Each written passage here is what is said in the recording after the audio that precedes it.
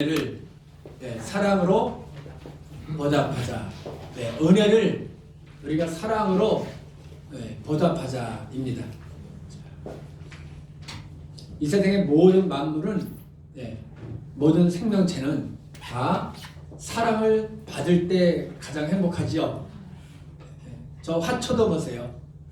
간신과 사랑을 받을 때 더 잘 자라고 꽃도 더 예쁘게 핍니다. 그러나 사랑이 없으면, 돌보지 않으면, 관심이 없으면 흐트러지고 모양도 꽃도 별로 안 예쁘죠. 시들시들하고. 여러분, 말 못하는 짐승도 자기 새끼 사랑할 줄 압니다. 자기 새끼 누가 건들면, 또 어떤 자기 새끼를 어떤 더 큰 짐승이나 동물이 헤아리려고 하면 그냥 무릅쓰고 지키는 거예요. 자기 새끼를 지키려고 안간힘을 힘을 씁니다.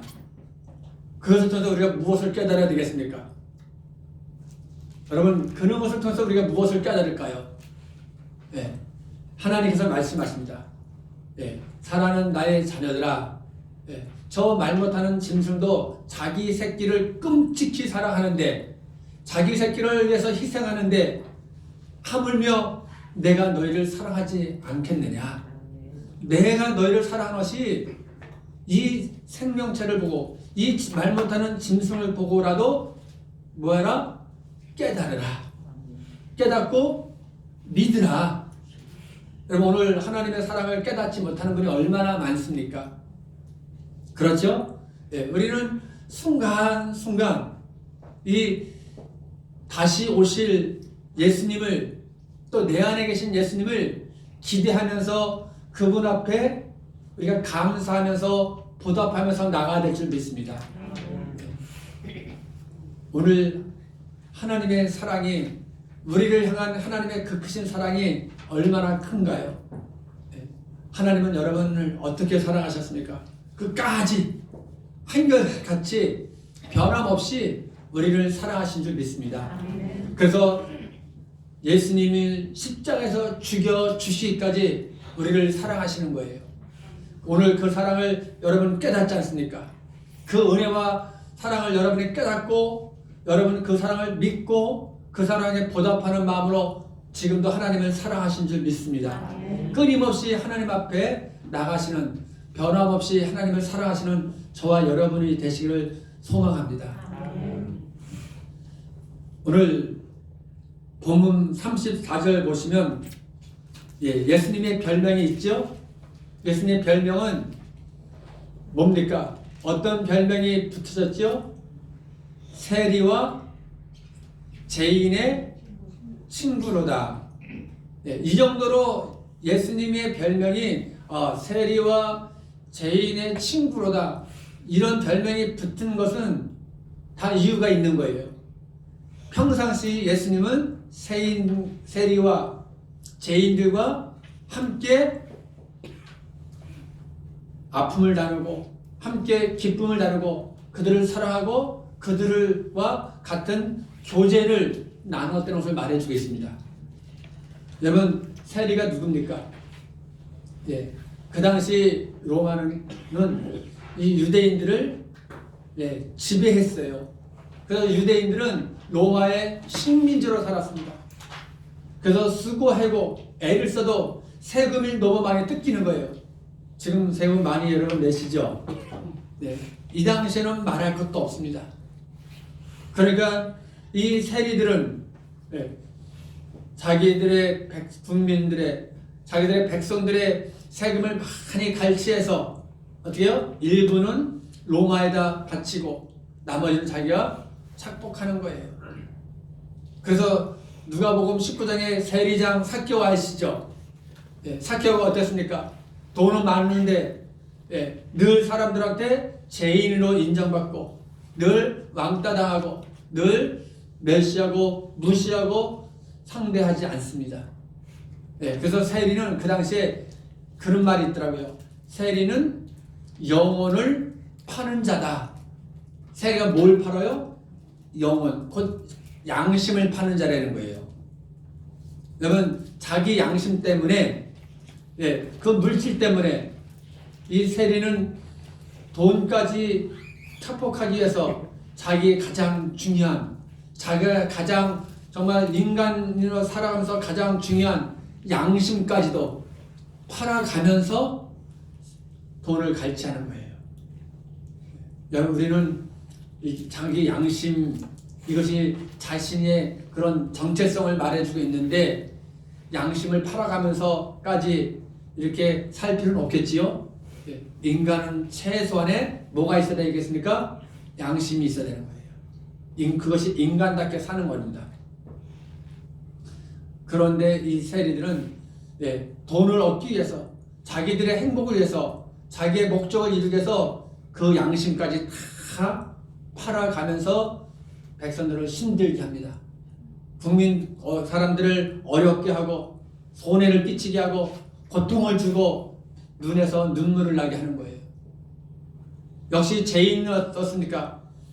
죄인도 여러분 사람이 가까이 하기가 싫습니다. 죄인은, 살인마는, 흉악범들은 누구라도 가까이 하고 싶지 않습니다. 그런데 오늘 예수님은 이 세리나 이 죄인들, 사람들로 하여금 외면당하고 무신당하고 상대하지 않는 이 세리나 죄인들을 사랑하시고 가까이 하시고 친구가 되시고 아픔과 기쁨을 나누는 그런 예수님이십니다. 여러분, 큰 감동이죠. 그런데 오늘 우리에게는 감동이 안 되죠. 왜요? 내가 세리가 아니기 때문에, 내가 죄인이라고 생각하지 않기 때문에 감동이 안 될 것 같습니다. 여러분, 생각해 보세요. 우리는 누구의 돈을 갈취한 적은 없어요. 양심을 팔아가면서 누구의 돈을 빼앗은 적도 없고요. 그런데 우리는 세리와 같은 똑같은 삶을 살고 있지 않습니까?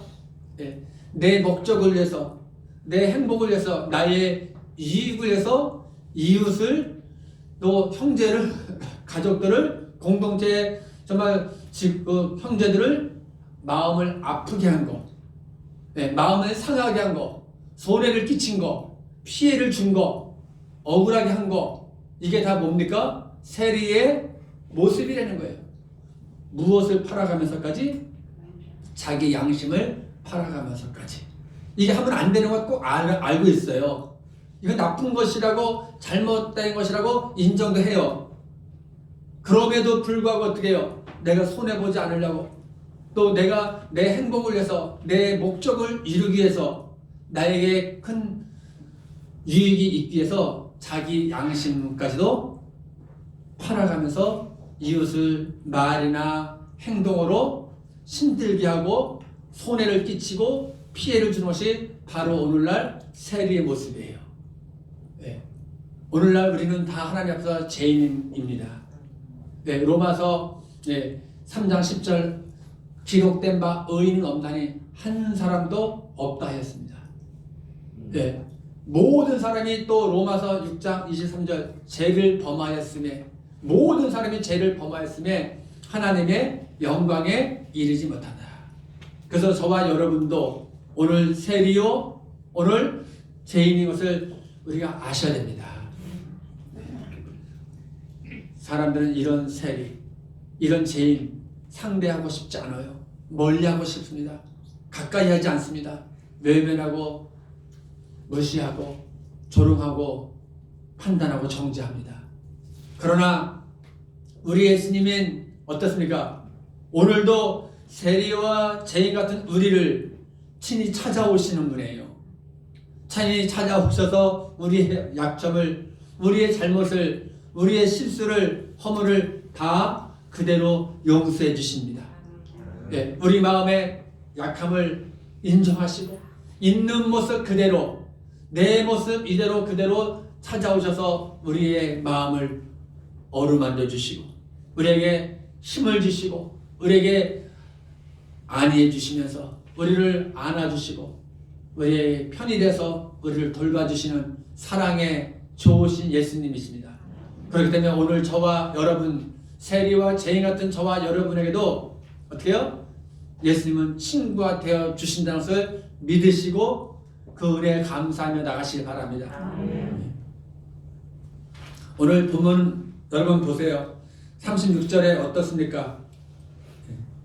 한 바리새인이 예수님을 자기 집에 초청하죠. 그때 한 죄인, 여기 37절도 동네에 한 죄인도 그 여자도 한 죄인인 여자도 그 집에 따라가서 예수님 곁에 있습니다. 예수님 곁에서 뭐 해요? 눈물을 흘립니다. 예수님 곁에서 눈물을 흘리시면서 그 눈물로 예수님의 발을 닦아주십니다.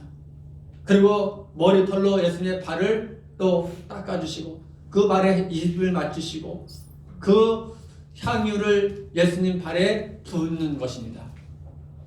생각해 보세요, 여러분. 지금 이 여인이 이 죄인인 여인이라고 말하고 있어요. 누구라고 밝히지도 않습니다. 막달라 마리아가 아니에요, 여러분. 막달라 마리아는 여기 8장 2절에 말해주고 있어요. 네. 오늘 이 여인은, 이 죄인인 한 여인은 이름도 밝히지 않습니다. 네. 예수님 곁에서 그냥 예수님 앞에 눈물을 흘리시는 거예요. 그리고 그 눈물을 흘리시면서 머리털로 예수님의 발을 닦아주시고 그 옥합으로 예수님의 발을 또 부으셔서 입맞춥니다. 이것은 여러분 무엇을 보여주세요? 가장 최고의 존경심과 최고로 예수님을 사랑하는 마음이 있다는 거예요. 이 바리새는 여러분 누굽니까? 늘 예수님과 논쟁을 일으키죠. 늘 예수님 뜻에 반박하죠. 늘 예수님을 죽이려고 음해하는 바리새인들입니다. 그래서 예수님은 늘 바리새인들을 향해서 뭐라 그러죠? 이 독사의 자식들아, 이 회칠한 무덤 같은 자들아, 너희가 겉과 속은 다르다, 외식하는 자들아, 늘 이러면서 예수님은 바리새인을 향해서 지적하고 독사의 자식들하고 책망합니다. 반면에 이 바리새인들도 늘 예수님을 죽이려고 음해하잖아요. 늘 예수님 말씀에 반박하잖아요. 늘 예수님과 대적하면서 분쟁을 일으키잖아요. 여러분, 그런데 이 바리새인은 왜 예수님을 초청했습니까? 예수님을 존경하는 마음에서 초청했을까요? 예수님을 사랑하는 마음에서 초청했을까요? 아닙니다. 예수님을 시험해 보려고. 예수님을 존경하는 마음으로 초청했다라면, 지금 바리새인이 예수님을 초청했으면 가장 먼저 할 일이 뭐예요? 물을, 대야를 준비해놔야 돼요. 그 당시에 유대인들은 손과 발을 초청하면, 귀한 손님을 초청하면 반드시 무엇이 준비되어 있어야 돼요? 물이 준비되어 있습니다. 물로 먼저 손발을 닦으시라고. 그런데 지금 그것도 준비해 놓지 않은 거예요. 그리고 예수님 곁에서 여인이 지금 울면서 눈물로 예수님 발을 닦을 때, 그러지 속으로, 마음에 보세요. 39절. 이 사람이 만약에 선지자라면, 예수님이라면 왜 저 죄인이 예수님 곁에서 눈물로 흘리면서 당신의 발을 닦아줬는데 왜 가만히 있느냐? 왜 응해놓냐? 왜 그 여인을 가만히 보고 아무 말씀도 하시지 않느냐? 이렇게 마음에 예수님을 지금 시험하는 겁니다. 오늘 여러분, 저는 이 본문을 읽으면서 우리에게 주시는 메시지가 뭘까요? 그냥 여인으로, 바리새인으로 끝나는 걸까요? 아닙니다. 모든 성경은 오늘 저와 여러분에게도 적용이 돼야 되는 거예요. 우리에게 주는 메시지, 우리가 살아가면서 이 바리새인처럼 살지 말아야 되겠구나, 이 죄를 지은 여인의 모습처럼 살아가야 되겠구나, 이것을 우리에게 알려주시고 깨닫게 하시고 너희들 이렇게 살아가라고 메시지 주시는 줄 믿습니다. 여러분, 이 바리새인은 예수님께서 그 마음을 아시고 바리새인에게 들으라고 예수님이 시몬에게 물으시죠. 야 시몬아, 옆에 바리새인이 바로 옆에 있는 거예요. 야 시몬아, 자 내가 하나 질문하겠다. 지금 두 사람이, 한 사람은 500데나리온을 빚을 졌다. 한 사람은 50데나리온 빚을 졌다. 그런데 둘 다 갚을 길이 없었다. 그래서 내가 그 둘 다 빚을 다 탕감을 해줬다. 그러면 누가 더 그 탕감해 준 사람을 사랑하겠느냐? 그 은혜에 더 보답하며 감사하겠느냐? 여러분 누가 그랬습니까? 500데나리온 더 많이 탕감받은 사람이 더 감사하고 그 탕감해 준 사람을 더 사랑하고 더 따를 것입니다. 그래서 또 그러죠. 시몬아, 너는 들으라는 거예요. 이 바리새인을 향해서. 너는 내가 왔을 때 씻을 물도 준비하지 않았다. 그런데 이 여인은 지금 내가 들어올 때 눈물을 흘리면서 그 눈물로 내 발을 다 씻겨줬다. 그래서 여자에게, 그 죄인인 여자에게 네 죄가 다 사함 받았느니라. 여러분 오늘 우리는 이제 우리에게 임하신 주님, 성탄절을 맞이해서 우리 주님이 오셨습니다. 왜 우리 주님이 오셨습니까? 우리의 죄를 사해 주시고 우리를 구원해 주시기 위해서 오신 줄 믿습니다. 이제 우리는 이 주님을 매 순간순간 이런 죄사함을 받는, 또 당신이 죄인 것을 인정하는 그런 모습으로 살아가야 될 줄 믿습니다. 자, 사실 예수님이 비유를 말씀하셨는데 이 바리새인이 여러분 550데나리온 빚을 졌다고 말하고 있죠. 근데 실제 이 바리새인이 50데나리온 빚을 여러분 갚음을 받았다면, 바꿔서 말하면 이 바리새인은 50데나리온만큼 죄를 지은 거예요. 그러면 이 여인은, 이 죄인인 여인은 500데나리온 빚을 탕감받았죠. 그러면 이 죄인은 500데나리온 죄를 진 거하고 똑같습니다. 그렇다면 여러분, 하나님 보실 때 이 바리새인의 죄가 더 많습니까? 이 여인의 죄가 더 많습니까? 하나님 보실 때는 도끼니 객기네요.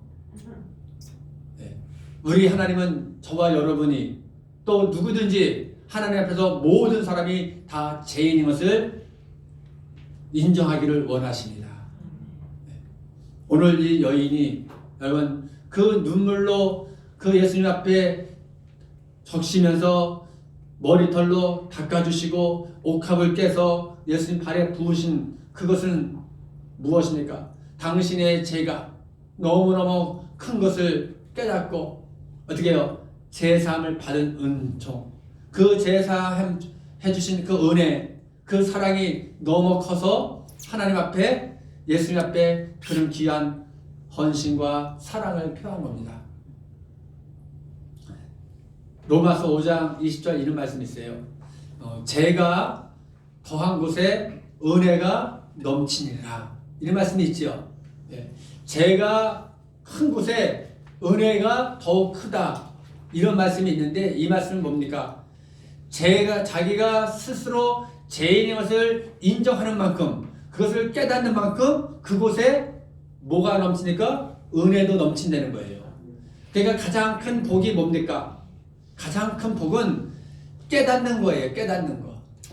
무엇을 깨닫습니까? 당신이 스스로 죄인인 것을 인정하고 깨닫는 것이 복인 줄 믿습니다. 그런 사람은 늘 어떤 모습으로 나가요? 하나님 앞에서 긍휼함을 얻기 위해서 늘 애통하는 거예요. 그래서 상상수훈 중에서 애통하는 자가 복이 있나니 저희가 하나님의 위로를 받게 되어 있습니다. 오늘 이 바리새인은요, 똑같이 죄를 졌고 똑같이 탕감을 받았음에도 불구하고 당신은 작은 죄를 졌기 때문에 작게 사함을 얻었다고 생각하는 거예요. 이 여인은 많은 죄를 졌고 많이 탕감을 받았다고 인정하는 거예요. 여러분, 우리는 어떻습니까? 내가 하나님 앞에서 많은 죄를 졌고 많이 사함을 얻었고 많은 하나님의 은혜를, 하나님의 은총을 받았다고 생각해야 될 줄 믿습니다. 그래서 그곳에 하나님의 은혜가, 하나님의 긍휼하심이 더욱 넘치는 거예요. 그것을 어디서 보여주니까 마태복음 18장 보면 자기 스스로가 먼저 하나님 앞에서 의인이라고 인정하는 사람이 있어요. 그 사람도 역시 바리새인이더라고요. 이 바리새인은 어떻게 합니까?